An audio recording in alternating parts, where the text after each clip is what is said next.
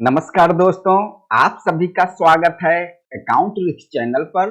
दोस्तों, आज की इस वीडियो में मैं बात करूंगा कि इनकम टैक्स के सेक्शन 43B क्लोज एच से बचने के लिए एमएसएमई के आउटस्टैंडिंग पेमेंट को क्लियर करने का क्या तरीका है और मैं जिस तरीके का बात करने जा रहा हूं क्या वह तरीका सही होगा, क्योंकि दोस्तों मार्केट में कुछ लोग इस तरीके से काम कर रहे हैं और वो अपने क्रेडिटर्स के आउटस्टैंडिंग बैलेंस को नील भी कर रहे हैं।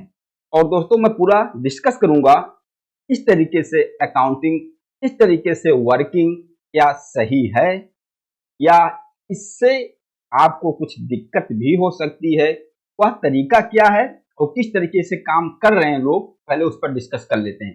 देखिए, मान लीजिए आपके बुक्स ऑफ अकाउंट में जो क्रेडिटर्स माइक्रो या स्मॉल इंटरप्राइजेज वाले हैं, उन सभी क्रेडिटर्स का पेमेंट ड्यू डेट भी एमएसएमई सेक्शन 15 के हिसाब से 31 मार्च 2024 तक हो गया है, लेकिन इनकम टैक्स सेक्शन 43B के क्लोज एच से बचने के लिए आउटस्टैंडिंग अमाउंट को बैंक से ट्रांसफर भी नहीं किया सप्लायर के अकाउंट में, फिर भी क्या आप अपने बुक्स ऑफ अकाउंट में 31 मार्च 2024 तक उन सभी क्रेडिटर्स के आउटस्टैंडिंग बैलेंस को नील दिखा सकते हो? क्या ऐसा संभव है? या यह तरीका सही है? और यह तरीका क्या है, इस पर हम डिस्कस कर रहे हैं। क्या यह आपके लिए सही होगा, ऐसा करना चाहिए? इस चीज को हम लोग एक एग्जाम्पल से समझते हैं। मान लीजिए यह मेरा बुक्स ऑफ अकाउंट है और हमारा जो सैलरी क्रेडिटर्स है उसका आउटस्टैंडिंग बैलेंस 5 लाख है और यह जो क्रेडिटर्स हमारा वह माइक्रो स्मॉल इंटरप्राइजेज है। अब 31 मार्च हमने क्या किया, 31 मार्च 2024 से पहले 5 लाख अमाउंट का चेक काटकर आउटस्टैंडिंग बैलेंस नील कर दिया। हमने 5 लाख का चेक काट दिया अपने क्रेडिटर्स के नाम का और अपने बुक्स ऑफ अकाउंट में एंट्री कर लिया, बैलेंस उसका नील हो गया। और सप्लायर को बोल दिया भैया जिस डेट का चेक है उसी डेट में आप अपने बुक्स ऑफ अकाउंट में एंट्री कर लो, जिससे क्या हमारे बुक्स ऑफ अकाउंट में आउटस्टैंडिंग नील और सामने वाले सप्लायर के भी अकाउंट में वह चेक जमा हो जाएगा। बैंक अकाउंट में नहीं जमा हुआ, बुक्स ऑफ अकाउंट में जमा हो गया। और अपने सप्लायर को बोल दिया जब बैंक में चेक जमा करना होगा तब आपको बता दूंगा, फिर आप बैंक में चेक डाल देना। यहां क्या हो रहा है कि जो आउटस्टैंडिंग बैलेंस है माइक्रो स्मॉल एंटरप्राइज वालों का, एक्चुअली बैंक से ना तो आरटीजीएस किया गया ना तो एनईएफटी किया गया, बैंक से कोई ट्रांसफर नहीं किया गया, सिर्फ चेक काट दिया गया और अपने बुक्स ऑफ अकाउंट में एंट्री कर ली गई। क्या अब एंट्री करने के बाद आपके बुक्स ऑफ अकाउंट में उस सप्लायर का आउटस्टैंडिंग बैलेंस 0 हो जाएगा। हाँ, जब आप बैंक रिकंसिलाइजेशन करेंगे फिर आपको पता चलेगा कि वह चेक कब प्रेजेंट हुआ बैंक में, कब क्लियर हुआ, उसका बैलेंस कब क्लियर हुआ। लेकिन यहाँ एक तरीका लोगों ने निकाल लिया है कि एक बार तो हम इससे बच जाएंगे, क्योंकि जब बैलेंस 0 हो जाएगा तुम्हारे बैलेंस शीट में आएगा ही नहीं, मतलब हमारे फाइनल अकाउंट में आएगा ही नहीं और इस पे हमें कोई इनकम टैक्स नहीं देना होगा। अब लोगों की मजबूरी भी है, करें क्या करें, वो अपने सीनियर अकाउंटेंट से, अपने चार्टर्ड अकाउंटेंट से बोलते हैं हमारे पास बैलेंस हो नहीं, अब हम बचे कैसे, किस तरीके से इतना बड़ा आउटस्टैंडिंग क्लियर करें। तो अभी इस तरीके से काम करना स्टार्ट कर दिया, बोले एक बार तो हम इस तरीके से काम कर ले रहे हैं, आगे जो होगा वो देखा जाएगा। और अपने सप्लायर को भी बोल दे रहे हैं भैया आप उसी डेट में अपने भी बुक्स ऑफ अकाउंट में एंट्री कर लेना, जिससे हमारा और आपका लेजर मैच हो जाए। तो दोस्तों इस तरीके से क्या आप काम कर सकते हो।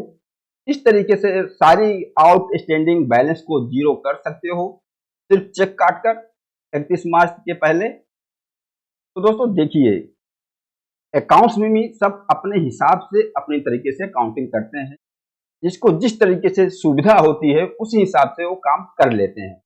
लेकिन जहां तक जो मैं समझता हूं कि यह तरीका सही नहीं होगा, इस तरीके से हम काम नहीं कर सकते। हाँ, छोटी मोटी कोई ट्रांजेक्शन हो, एक आध ट्रांजेक्शन हो, छोटा अमाउंट हो, अगर गलती से 31 मार्च तक रह गया, हम उसको ट्रांसफर नहीं कर पाए पेमेंट, और हम चाहते हैं कि नेक्स्ट ईयर में या हमारे बैलेंस शीट में ना आए, इसको हम बैलेंस नहीं, नेक्स्ट ईयर में इसका बैलेंस हमको लेकर नहीं जाना है, फिर आप एक चेक काट कर सकते हो, लेकिन छोटा मोटा अमाउंट।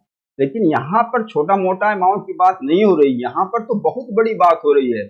जब इनकम टैक्स डिपार्टमेंट को इस तरीके से कोई चीज पकड़ में आएगा, उनके आपका केस इनकम टैक्स के स्क्रूटनी में जाएगा, तो वो लोग आपके आउटस्टैंडिंग जो आपने क्लियर किया है उस सप्लायर का पूरा अकाउंट स्टेटमेंट, आपके बुक्स ऑफ अकाउंट का और सामने वाले का भी स्टेटमेंट मांग सकते हैं, और साथ में आपके बैंक का भी स्टेटमेंट मांग सकते हैं, क्योंकि बैंक में तो एक्चुअल में पता चलेगा कि किस डेट को यह अमाउंट एक्चुअल में आपकी बैंक से निकला और सामने वाले के बैंक में किस डेट को डिपॉजिट हुआ, वह तो बैंक स्टेटमेंट से पता चल जाएगा।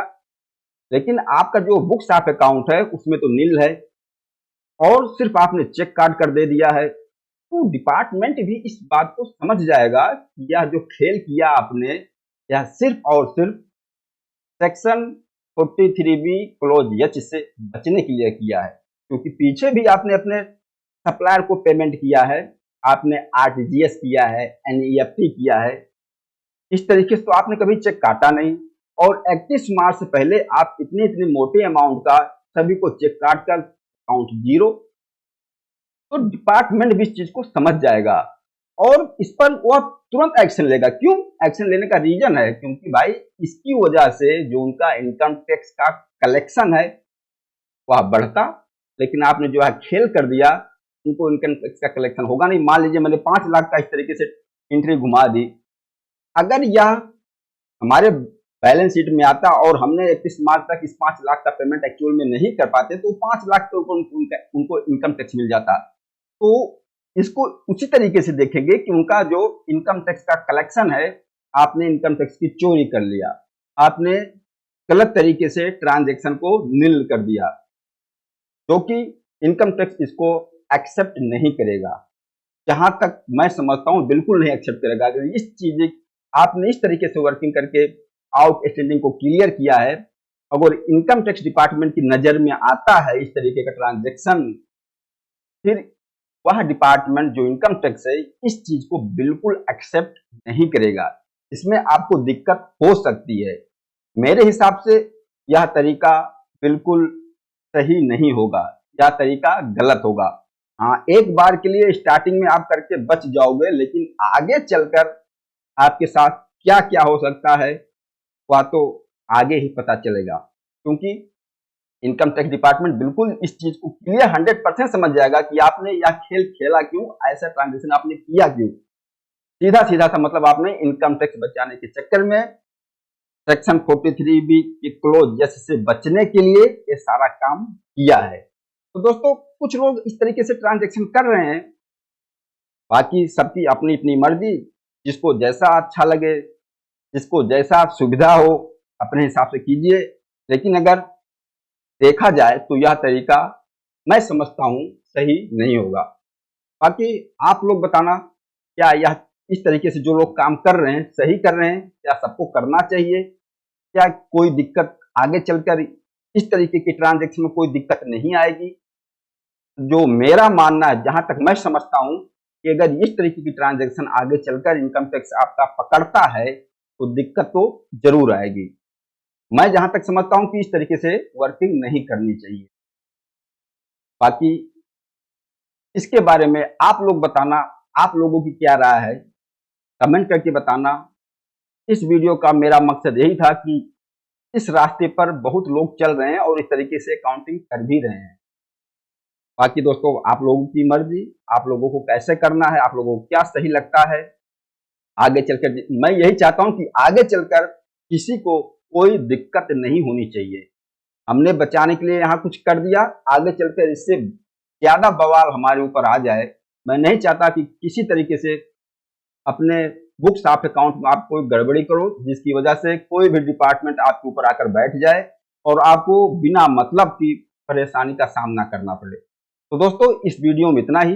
इस वीडियो के बारे में बताना, यह वीडियो आप लोगों को कैसा लगा, अपना राय देना, अपनी कमेंट देना। इस वीडियो में इतना ही। नमस्कार, धन्यवाद।